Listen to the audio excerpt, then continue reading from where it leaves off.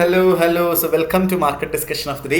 So ഇന്ന് നമ്മൾ വളരെ ഇമ്പോർട്ടൻ്റ് ആയിട്ട് USD/JPY ഒരു ലോങ്ങർ ടേം പ്ലാനിനെ കുറിച്ച് എങ്ങനെ നമുക്ക് പ്ലാൻ ചെയ്ത് പോകാം എന്നുള്ളൊരു കാര്യത്തിനെ കുറിച്ചായിരിക്കും നമ്മൾ ഡിസ്കസ് ചെയ്ത് പോകുന്നത്. ഓക്കെ, സോ ബേസിക്കലി ഇന്ന് വളരെ ഇമ്പോർട്ടൻ്റ് ആയിട്ടുള്ള USD/JPYയിലെ രണ്ട് ഇമ്പോർട്ടൻ്റ് ആയിട്ടുള്ള ന്യൂസുകൾ വന്നിട്ടുണ്ടായിരുന്നു. സോ അതിന് മുന്നേ ആയിട്ട് ഞാൻ USD/JPY എന്ന് പറയുന്ന കറൻസിയുടെ റേറ്റും കാര്യങ്ങളും ജസ്റ്റ് ഒന്ന് പറഞ്ഞു പോവാം. ഓക്കെ, സോ 160.20 ഇപ്പം നമ്മുടെ USD/JPYയുടെ പ്രൈസ് നിൽക്കുന്നത്. സോ കഴിഞ്ഞ ഒരു കുറച്ച് കാലത്തെ നമ്മളൊരു വീക്ക്ലി ഇതൊക്കെ നോക്കിക്കഴിഞ്ഞാൽ നമുക്കറിയാം ഈ USD/JPYയുടെ ഓൾ ടൈം ഹൈ എന്ന് പറയുന്നത് 162 ഓക്കെ, സോ അത് എത്തിയിട്ടുള്ളത് ഓൾമോസ്റ്റ് ഒരു മെയ് 2024 അതായത് 2 വർഷം മുന്നെയാണ് ഈ പറയുന്ന ഓൾ ടൈം ഹൈ അടിച്ചിട്ടുള്ളത്.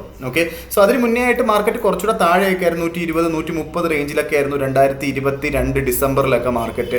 സോ അതിനുശേഷം വൺസ് ഇത് 140 ക്രോസ് ചെയ്തു, 140ൻ്റെ താഴെയായിട്ട് മാർക്കറ്റ് വന്നിട്ടില്ല എന്നുള്ളൊരു കാര്യം നമുക്ക് കാണാം അല്ലേ. സോ മാർക്കറ്റ് 140 വന്ന് 162 വരെ പോയി. എപ്പോഴാണ്? ജൂലൈ 2024. സോ അതിനുശേഷം വീണ്ടും 140 വീണ്ടും വന്നു. ഓക്കെ, ഇത് പെട്ടെന്നുള്ളൊരു താഴ്ചയായിരുന്നു കേട്ടോ. സോ അതിനുശേഷം മാർക്കറ്റ് വീണ്ടും 158 വരെ മാർക്കറ്റ് പോയിട്ടുണ്ടായിരുന്നു. സോ അതിനുശേഷം വീണ്ടും 140 വീണ്ടും തിരിച്ചു വന്നു. സോ വീണ്ടും 160 വീണ്ടും തിരിച്ചു പോയി അല്ലേ. സോ ബേസിക്കലി ഈ ഒരു പാറ്റേൺ കണ്ടോ, 140, 160, 140, 160, 140. ഈ 2 വർഷത്തിൻ്റെ ഇടയ്ക്ക് ഓൾമോസ്റ്റ് 4 വട്ടം ഇത് 140, 160, 140 ഒരു മല പോലെ ഇങ്ങനെ കിടന്ന് അങ്ങോട്ടും ഇങ്ങോട്ടും പോയിക്കൊണ്ടിരിക്കുകയാണ്. ഓക്കെ, സോ ഇവിടെ നമ്മൾ ഓപ്പർച്യൂണിറ്റി എന്ന് പറഞ്ഞു കഴിഞ്ഞാൽ നമ്മളൊരു പ്രൈസിൻ്റെ ടിപ്പിലാണ്, ഏറ്റവും മുകളിൽ നിൽക്കുകയാണ്. 160, 162. ഇനി ഒരു 200 പിപ്പ് കൂടെ മുകളിലോട്ട് പോയാൽ ജാപ്പനീസ് യെന്നിൻ്റെ ഓൾ ടൈം ഹൈ ആവുകയും ചെയ്യും അല്ലേ. സോ ബേസിക്കലി USD/JPY എന്ന് പറയുന്ന കറൻസി എന്ന് പറയുന്നത് എന്താണ്, നമ്മൾ ഇവിടെ USD/JPY എന്ന് പറയുമ്പോൾ ഇവിടെ ഏതാണ് ബേസ് കറൻസി, ഏതാണ് കോഡ് കറൻസി? ഇവിടെ ആക്ച്വലി US ഡോളറിന് വാല്യൂ കൂടുന്നത് കൊണ്ടിട്ടാണ് ആക്ച്വലി USD/JPY മുകളിലോട്ട് പോകുന്നത്, അല്ല ജപ്പാനീസ് യെന്നിൻ്റെ വാല്യൂ കുറഞ്ഞുകൊണ്ടിരിക്കുകയാണ് എന്നുള്ളൊരു കാര്യം നമ്മൾ മനസ്സിലാക്കുക. സോ ബേസിക്കലി ജപ്പാനീസ് യെന്നിൻ്റെ വാല്യൂ കൂടാൻ വേണ്ടിയിട്ട് എന്താണ് ജാപ്പനീസ് ഗവൺമെൻറ്റും ജാപ്പനീസ് ബാങ്കും എല്ലാം ചെയ്യുന്നത്, അതിന് പവർ കൂട്ടാനായിട്ടുള്ള കാര്യങ്ങൾ ചെയ്യും അല്ലേ. സോ ബേസിക്കലി നമുക്കറിയാം US ഡോളർ എന്തുകൊണ്ട് ഭയങ്കരമായി സ്ട്രെങ്തൻ ആയി എന്നുള്ളൊരു കാര്യങ്ങളൊക്കെ നമുക്കറിയാം. എന്തുകൊണ്ട്? നമ്മുടെ ഇവിടെ വാർ നടന്നതുകൊണ്ട്, ഇൻഫ്ലേഷൻ കൂടുന്നത് കൊണ്ട് അവിടെ US എന്ത് സംഭവിച്ചു? ഇൻട്രസ്റ്റ് റേറ്റ് കുറയ്ക്കില്ല എന്നുള്ളൊരു കാര്യമാണ് നമ്മൾ നേരത്തെ ഇൻട്രസ്റ്റ് റേറ്റ് കുറയ്ക്കാനായിട്ടുള്ള പോസിബിലിറ്റി ഇല്ല എന്നുള്ളൊരു കാര്യം പറഞ്ഞു അല്ലേ. എന്തുകൊണ്ടാണ്? നമ്മുടെ ഓയിലിൻ്റെ വാർ കാരണം, ഇറാനും US തമ്മിലുള്ളൊരു വാർ കാരണം എണ്ണയുടെ വില കൂടിയപ്പോൾ ഇൻഫ്ലേഷൻ കൂടിയത് കൊണ്ടിട്ട് തന്നെ ഇൻട്രസ്റ്റ് റേറ്റ് കുറയ്ക്കാനായിട്ട് പറ്റില്ല ഫെഡിന്. ഓക്കെ, സോ ബേസിക്കലി വാർ ഏകദേശം അവസാനിക്കാൻ പോകുന്നു എന്നൊക്കെയുള്ള കുറച്ച് കാര്യങ്ങളൊക്കെ നമ്മൾ കേൾക്കുന്നുമുണ്ട്. സോ സ്വാഭാവികമായിട്ടും US ഡോളറിൻ്റെ വാല്യൂ കുറയണം അല്ലേ. സോ അങ്ങനെ കുറഞ്ഞാൽ ഓട്ടോമാറ്റിക്കലി USD/JPYൻ്റെ റേറ്റ് കുറയുകയും ചെയ്യും എന്നുള്ളതാണ്. ഓക്കെ, സോ നമ്മളൊരു നല്ലൊരു ഓപ്പർച്യൂണിറ്റിയിൽ നിൽക്കുകയാണ് ഇവിടെ. സോ എവിടുന്നാണ് ബൈ ചെയ്യേണ്ടത്? സോ ബേസിക്കലി ഇതാണ് നമ്മളുടെ ടെക്നിക്കൽ രീതിയിൽ ഫണ്ടമെൻ്റലുമായിട്ട് മിക്സ് ചെയ്ത് നമുക്ക് അറിയാവുന്ന കുറച്ച് കാര്യങ്ങൾ. സോ ഇനി നമ്മൾ ന്യൂസിലോട്ട് നോക്കാം. സോ ഇന്ന് വന്നിട്ടുള്ള കുറച്ച് ന്യൂസുകളെ കുറിച്ച് നമ്മൾ നോക്കാം. എക്കണോമിക് കലണ്ടറിലോട്ട് പോവാം. Okay, so economic calendar base ചെയ്ത് നമ്മൾ നോക്കുമ്പോൾ ഫസ്റ്റ് ഓഫ് ഓൾ നമുക്ക് ഇന്ന് 8:49 ബാങ്ക് ഓഫ് ജപ്പാൻ്റെ ഇൻട്രസ്റ്റ് റേറ്റ് ഡിസിഷൻ ഉണ്ടായിരുന്നു. ഒരുപാട് കാലത്തിന് ശേഷം 0.75% ഇന്ന് ജപ്പാൻ ഇൻട്രസ്റ്റ് റേറ്റ് കൂട്ടി 1% ആക്കി. ഓക്കെ, സോ അത് ഭയങ്കര വലിയ കാര്യമാണോ എന്ന് ചോദിച്ചു കഴിഞ്ഞാൽ ഉറപ്പായിട്ടും അത് വലിയൊരു കാര്യം തന്നെയാണ്. ഓക്കെ, സോ എന്തുകൊണ്ട് ഇൻട്രസ്റ്റ് റേറ്റ് കൂട്ടി? ബിക്കോസ് ഓഫ് ഇൻഫ്ലേഷൻ കാരണം ഇൻട്രസ്റ്റ് റേറ്റ് കൂട്ടി. ഓക്കെ, സോ ഇവിടുത്തുള്ളൊരു ട്വിസ്റ്റ് എന്താ വെച്ചാൽ, first of all bank of Japan governor hospitalised ആയിരുന്നു. ഓക്കെ, പുള്ളിക്കാരൻ ഇല്ലാത്തത് കൊണ്ടിട്ട് വേറെ പുള്ളിക്കാരൻ്റെ അസിസ്റ്റൻ്റ് ആണ് കാര്യങ്ങളെല്ലാം സംസാരിച്ചത്.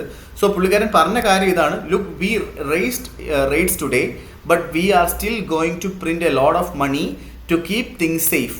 V are not going to rush to raise rates again any time soon. So ഞങ്ങൾ പെട്ടെന്നൊന്നും ഇനി ഇൻട്രസ്റ്റ് റേറ്റ് കൂട്ടില്ല എന്നുള്ളൊരു കാര്യം കൂടെ പുള്ളിക്കാരൻ പറഞ്ഞിട്ടുണ്ടായിരുന്നു. ഓക്കെ, സോ ഇത്രയും, അതായത് 0.75 1%-ലോട്ട് ഈ പറയുന്ന ഇൻട്രസ്റ്റ് റേറ്റ് കൂട്ടുമ്പോൾ സ്വാഭാവികമായിട്ടും USD/JPY എന്ന് പറയുന്ന കറൻസിയുടെ വാല്യൂ കൂടുകയും USD/JPY എന്ന് പറയുന്ന പെയർ താഴോട്ട് പോവുകയുമാണ് ചെയ്യേണ്ടത്. ഓക്കെ, സോ പക്ഷേ ഇവിടെ സർപ്രൈസ് ഇവിടെ എന്താ പറയുക, ഞാൻ ആക്ച്വലി ഇത് പ്രതീക്ഷിച്ചു താഴോട്ട് പോകുന്നു. പക്ഷേ ഇത് പോവാത്തതിൻ്റെ മെയിൻ ആയിട്ടുള്ള റീസൺ എക്സ്പെക്റ്റഡ് ആയിരുന്നു. ഫോർകാസ്റ്റ് എന്താണ് 1% വരും എന്നായിരുന്നു. ഒരു അൺഎക്സ്പെക്റ്റഡ് ആയിട്ട് 1% പോയതൊന്നുമല്ല. ഓക്കെ, ഫോർകാസ്റ്റിൽ നേരത്തെ എന്താ പറയുക, നേരത്തെ വെച്ചിരുന്നൊരു കാര്യം ഉറപ്പായിട്ടും ഈ 0.75 നിന്ന് 1 കൂട്ടും എന്ന് എല്ലാവർക്കും അറിയായിരുന്നു. സോ അതുകൊണ്ടിട്ട് അതൊരു സർപ്രൈസ് ഒന്നും അല്ലാത്തത് കൊണ്ടിട്ട് മാർക്കറ്റ് പെട്ടെന്നൊരു മൂവ്മെൻ്റ് ഒന്നും ഉണ്ടായില്ല എന്നുള്ളൊരു കാര്യം കൂടെ നമ്മൾ മനസ്സിലാക്കി പോവുക. ഓക്കെ, സോ ബേസിക്കലി നമ്മൾ മനസ്സിലാക്കേണ്ട ഒരു കുറച്ചും കൂടി ഇമ്പോർട്ടൻ്റ് ആയിട്ട് നമ്മൾ നോക്കാൻ നേരത്ത് ജപ്പാൻ ഇൻട്രസ്റ്റ് റേറ്റ് കൂട്ടി. ഓക്കെ, പക്ഷേ നമ്മുടെ US ഇൻട്രസ്റ്റ് റേറ്റ് എത്രയാണ്? അറൗണ്ട് 4 to 5% ആണ്. സോ നമ്മുടെ അടുത്ത് കുറച്ച് പൈസ ഉണ്ട് എങ്കിൽ നമ്മൾ ജപ്പാനിൽ പോയി ഇൻവെസ്റ്റ് ചെയ്യുമോ അല്ലെങ്കിൽ US പോയി അമേരിക്ക, ഡെഫിനറ്റ്ലി നമ്മൾ US നമ്മൾ ഇൻവെസ്റ്റ് ചെയ്യുള്ളൂ അല്ലേ. സോ അതുകൊണ്ടിട്ട് കാരണം US 4 to 5% ആണ് ഇൻട്രസ്റ്റ് കിട്ടുന്നത്, ജപ്പാനിൽ 1% കിട്ടത്തുള്ളൂ. അതുകൊണ്ടിട്ട് ഓക്കെ, സോ അതുകൊണ്ടിട്ട് തന്നെ അവിടെ USD/JPY വലിയ രീതിയിലുള്ളൊരു മാറ്റം കാണിച്ചില്ല, താഴോട്ട് പോവാതെ അവിടെ തന്നെ സ്റ്റക്കായിട്ട് നിൽക്കുകയാണ്. ഓക്കെ, പക്ഷേ നാളെ യുഎസിൻ്റെ ഫെഡ് ഇൻട്രസ്റ്റ് റേറ്റ് ഉണ്ട്. ഓക്കെ, സോ യുഎസിൻ്റെ ഫെഡ് ഇൻട്രസ്റ്റ് റേറ്റിന് നാളെ വൈകുന്നേരം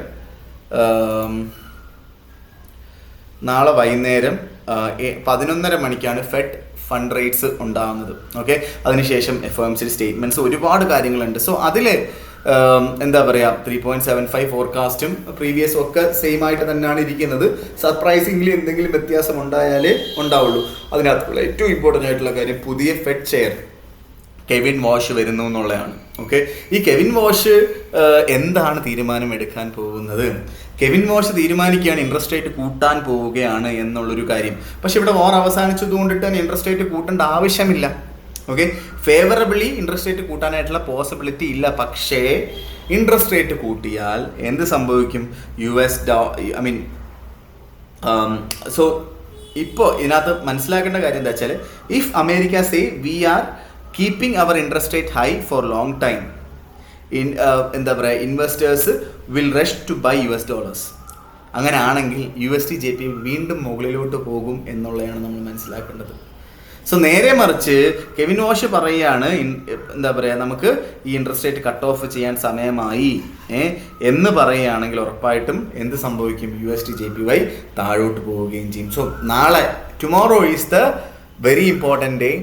ഓക്കെ, സോ ബേസിക്കലി നമ്മൾ നാളത്തെ ദിവസം വളരെ ഇമ്പോർട്ടൻ്റ് ആയിട്ട് നോക്കിക്കാണണം, പ്രത്യേകിച്ച് ഇൻട്രസ്റ്റ് റേറ്റ് ഡിസിഷൻ എന്ന് പറയുന്ന ആ ഒരു സമയത്ത്. ഓക്കെ, സോ അവിടെ നമുക്ക് നല്ല രീതിയിലുള്ളൊരു ഓപ്പർച്യൂണിറ്റി ആക്ച്വലി നമുക്ക് USD/JPY ഉണ്ട്. ഓക്കെ, സോ അവിടെ നിന്ന് നമ്മൾ ഈ പറയുന്ന, അതായത് ഇൻട്രസ്റ്റ് റേറ്റ് കുറച്ചില്ല എങ്കിൽ, ഇൻട്രസ്റ്റ് റേറ്റ് കൂട്ടില്ല എങ്കിൽ ഉറപ്പായിട്ടും മാർക്കറ്റ് ഒരു ക്രാഷ് അല്ലെങ്കിൽ ഒരു നല്ല രീതിയിലൊരു ഡൗൺ ട്രെൻഡ് മാർക്കറ്റിലുണ്ടാവാം. ഓക്കെ, സോ ബേസിക്കലി എന്തുകൊണ്ടാണത്? US$ ഇൻട്രസ്റ്റ് റേറ്റ് കുറയ്ക്കില്ല എന്നും പറയുന്നു, കുറയ്ക്കും എന്ന് പറയുകയും bank of Japan interest rate കൂട്ടുകയും ചെയ്തു. ഓക്കെ, സോ അതുകൊണ്ടിട്ട് തന്നെ അങ്ങനെ ഉണ്ടായാൽ ഉറപ്പായിട്ടും ഒരു ക്രാഷ് ഉണ്ടാവാൻ പോസിബിലിറ്റി ഉണ്ട്. അതിലൂടെ USD/JPY നല്ല രീതിയിലുള്ളൊരു ഡൗൺ ട്രെൻഡ് കിട്ടും. അത് 142 എത്തുമോ എന്നൊന്നും എനിക്കറിയില്ല. ബട്ട് ഡെഫിനറ്റ്ലി നമുക്ക് നല്ലൊരു മൂവ്മെൻറ്റ് നമുക്ക് കിട്ടാനായിട്ടുള്ള പോസിബിലിറ്റി ഉണ്ട്. അതുകൊണ്ടിട്ട് തന്നെ ലോങ്ങർ ടേമിലോട്ട് USD/JPY പ്ലാൻ ചെയ്യുന്ന ആൾക്കാർ ഉറപ്പായിട്ടും എന്ത് ചെയ്യണം? അതിനകത്തൊരു ചെറിയൊരു കണ്ണ് വെച്ചാൽ ഉറപ്പായിട്ട് നമുക്ക് നല്ലൊരു പ്രോഫിറ്റ് ജനറേറ്റ് ചെയ്യാം എന്നുള്ളതാണ് അതിൻ്റെ ഏറ്റവും വലിയൊരു പ്രത്യേകത. ഓക്കെ, സോ ഇപ്പോൾ ഒരു തീരുമാനം എടുക്കണം എന്നുള്ളതല്ല ഞാൻ പറയുന്നത്. ഉറപ്പായിട്ട് നമുക്ക് പെയ്യെ കൊണ്ടൊരു തീരുമാനം എടുക്കുന്നത് തന്നെയാണ് ബെറ്റർ. പക്ഷേ നാളത്തെ ഇൻട്രസ്റ്റ് റേറ്റ് വളരെ വളരെ ഇമ്പോർട്ടൻ്റ് ആണ്. നിങ്ങൾക്ക് എന്താ പറയുക, ചെറിയ പൊസിഷൻസ് ഒക്കെ സെല്ല് ചെയ്തുകൊണ്ട് സ്റ്റാർട്ട് ചെയ്യാം. ഇപ്പോഴല്ല, കുറച്ചുകൂടെ ഒന്ന് മുകളിലോട്ട് പോകുമ്പോൾ ഒന്ന് 161.60.5 റേഞ്ചിലോട്ടൊക്കെ വരുമ്പോൾ ഉറപ്പായിട്ട് നിങ്ങൾക്ക് അത് ചെയ്തു പോവുകയും ചെയ്യാം. ഓക്കെ, സോ ഇതൊക്കെയാണ് ആക്ച്വലി എനിക്ക് ഇന്നത്തെ ഈ ഒരു നമ്മുടെ USD/JPY കുറിച്ച് പറയാനായിട്ടുള്ള കാര്യം. ഉറപ്പായിട്ട് നമുക്ക് നമ്മളുടെ എന്താ പറയുക, മെയിനായിട്ടുള്ള മാർക്കറ്റ് ഡിസ്കഷനിലൂടെ നമുക്ക് പോവാം. അതുവരെ എല്ലാവർക്കും ഗുഡ് ബൈ.